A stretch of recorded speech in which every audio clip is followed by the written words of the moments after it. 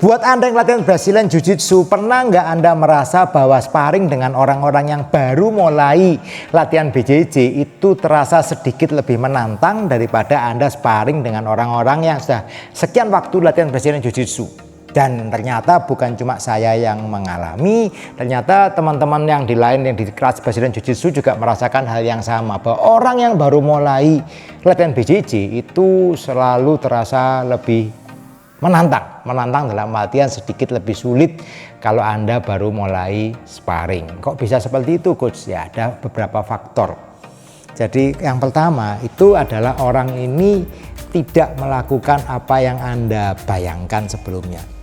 Kok bisa seperti itu, Coach? Jadi kalau Anda sparring dengan orang yang sudah latihan BJJ, mereka akhirnya mempelajari apa yang dilakukan oleh orang-orang di BJJ. Dalam artian contoh, misalkan Anda sudah dapat posisi mount position, kemungkinan yang Anda lakukan adalah akan menstabilkan posisi, Anda akan mulai menyerang leher, Anda akan mulai menyerang tangan dan sebagainya. Jadi orang-orang yang latihan BJJ, mereka tahu dan mereka berekspektasi Anda akan melakukan serangan-serangan tadi. Jadi misalnya mereka akan selalu keep tangannya simpan di sini dulu, mereka akan berhati-hati karena mereka mengekspektasikan Anda melakukan serangan-serangan tadi. Tetapi kalau Anda ketemu dengan orang yang baru mulai latihan Brazilian Jiu-Jitsu, begitu Anda dapat posisi mount, yang mereka lakukan apa? Mereka akan melakukan gerakan-gerakan yang tanda kutip liar, dalam artian liar nggak terduga. Anda membayangkan orang ini akan defense seperti ini, tapi kenyataannya mereka akan melakukan, mereka grab, Anda tarik, mereka didorong, Anda mendorong hips, mereka akan berontak dengan cara-cara yang Anda nggak terbiasa. Anda nggak terbiasa lawan Anda melakukan gerakan-gerakan yang liar, yang aneh-aneh. Tetapi orang yang nggak baru mulai latihan BJJ, ya itu yang ada di kepala mereka. Dalam artian mereka nggak tahu tekniknya, escape-nya yang benar gimana, mereka nggak tahu Anda mau melakukan apa, yang mereka lakukan instinktif. Mereka akan melakukan gerakan-gerakan yang dalam pikiran mereka ini bisa membuat mereka escape dari posisi tadi. Dan dalam beberapa case gerakan-gerakan yang liar tadi itu bisa berhasil, dalam artian Anda nggak expect, Anda bisa terguling, Anda bisa jatuh, Anda bisa kena sweep, Anda terbalik posisinya dan sebagainya. Terutama lagi kalau orang-orang itu yang baru mulai itu mungkin juga mempunyai kondisi fisik yang prima, dalam artian mereka mungkin latihan heavy lifting weight, mereka latihan high rocks lah, mereka latihan, ya mereka punya fisik yang prima, mungkin juga beratnya lebih besar daripada Anda, mereka akan mencoba gerakan-gerakan tadi dan mungkin bisa berhasil.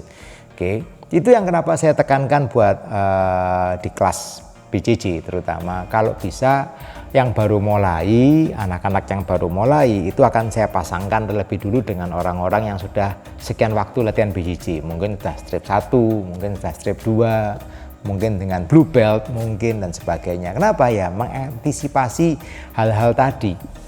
Kenapa ya? Satu, kalau gerakan-gerakan tadi itu dilakukan mendadak ke sesama orang-orang yang sama-sama baru, ada kemungkinan terjadi yang namanya cedera. Itu yang kemungkinan yang pertama. Jadi saya menghindari itu dengan lebih baik saya pasangkan anak yang baru sama sekali dengan orang-orang yang lebih berpengalaman di kelas BJJ.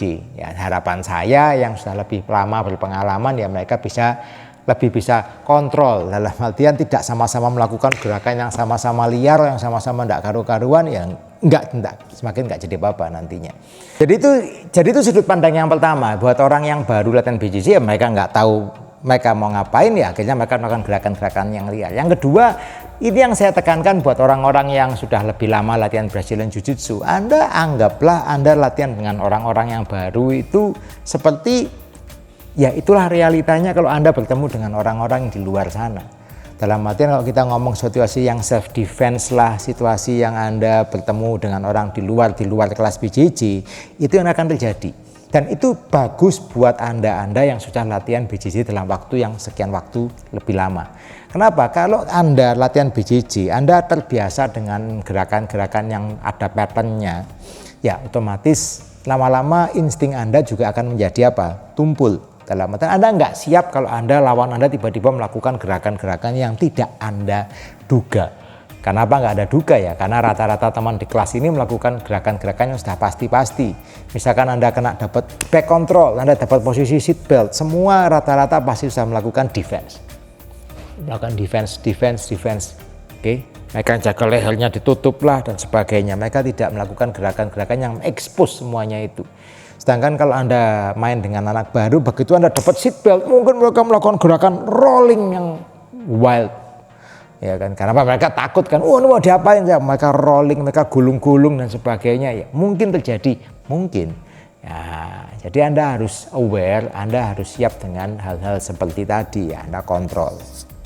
Lebih Anda akan melakukan, mungkin Anda melakukan backticknya lebih tight, Anda melakukan backticknya lebih terkontrol, lebih rapi dan sebagainya, sehingga gerakan-gerakan yang wild tadi tidak bisa dilakukan oleh anak yang baru. Jadi imagine seperti itu. Jadi Anda latihan dengan anak baru, ya anggaplah ya kayak Anda di luar sana tiba-tiba orang menyerang Anda, atau mungkin Anda tidak tahulah di kondisi yang di luar kelas, ya itulah yang terjadi. Anda akan berhadapan langsung dengan orang-orang yang instingnya mereka melakukan gerakan-gerakan instingtif, bukan gerakan-gerakan yang teknikal. Jadi ini both side it works good. Buat orang yang baru, mereka akan belajar, anak BJJ akan melakukan hal seperti ini, ABC gerakan yang dilakukan orang anak BJJ, mereka akan melakukan choke, mereka akan menyerang position control, mereka akan menyerang ambar, triangle dan sebagainya. Buat orang-orang yang sudah lebih lama latihan BJJ, Anda bermain dengan orang-orang yang lebih baru, Anda akan belajar untuk menghadapi bagaimana kalau lawan Anda melakukan gerakan-gerakan yang instingtif, bukan gerakan-gerakan yang teknikal. Dan ya kalau ini sering dilakukan, ya dua-duanya akan mendapatkan manfaat yang baik. Jadi kalau bisa, saran saya dimanapun ya, kalau Anda di tempat BJJ manapun, kalau memungkinkan jangan sparring langsung dengan anak baru yang sama-sama baru 1 minggu dengan ketemu yang baru 1 minggu. Yang terjadi biasanya adalah otot-ototan, kuat-kuatan, ya tadi balik lagi adu insting, jadi akhirnya instingtif, mana yang akan pakai insting, gerakan-gerakan yang instingtif, dan menurut saya kurang efektif buat Anda belajar. Arahnya nanti kemungkinan malah terjadi cedera. Kalau bisa temukan orang-orang yang sudah lebih berpengalaman. Kalau Anda baru mulai latihan BJJ, sparring, kalau bisa Anda cari orang-orang yang lebih berpengalaman. Mungkin sudah strip 1, strip 2 atau color belt. Oke. Dari pengalaman semestinya color belt itu adalah orang yang jauh lebih aman untuk Anda ajak sparring. Ya, jadi jangan merasa, saya ini kan anak baru, saya tak sparring sama yang sesama-sama baru. Menurut saya itu bukan hal yang bijaksana. Itu kemungkinan cederanya jauh lebih besar daripada Anda sparring dengan anak-anak yang lama. Oke, buat anak yang lama ya Anda jangan sungkan-sungkan Anda sparring. Anda ada anak baru, kalau bisa Anda yang mulai ajak mereka sparring. Kenapa ya? Tujuannya buat Anda sendiri belajar. What if kamu ketemu dengan orang-orang yang baru dan tidak punya teknik, mereka pakai insting dan apa yang mereka bayangkan, yaitu yang akan terjadi. Anda good buat Anda dapat pengalaman itu tadi, dan ya paling enggak mereka enggak sparring dengan sama anak baru. Ya, kalau mereka sparring dengan anak-anak yang sama-sama baru, ya itu tadi yang tadi otot-ototan, tabrak-tabrakan, enggak karu-karuan. Dapat enggak? Tadi dapat apa? Enggak tahu. Tadi temennya rolling terus bisa escape tiba-tiba ya. dan sebagainya ya. Oke guys, hope it helps. Jadi dua sisi tadi lakuin aja. Kalau ada anak yang baru kerasa lebih sulit, ya wajar memang, karena mereka melakukan gerakan-gerakan yang di luar kebiasaan yang Anda terima. So keep on training, sparring dengan siapa aja, temuin aja semua. Semakin banyak Anda sparring, semakin banyak Anda punya pengalaman, BJJ Anda akan semakin bagus. Oke guys, hope it helps. Keep on training and see you on the mat. Terus.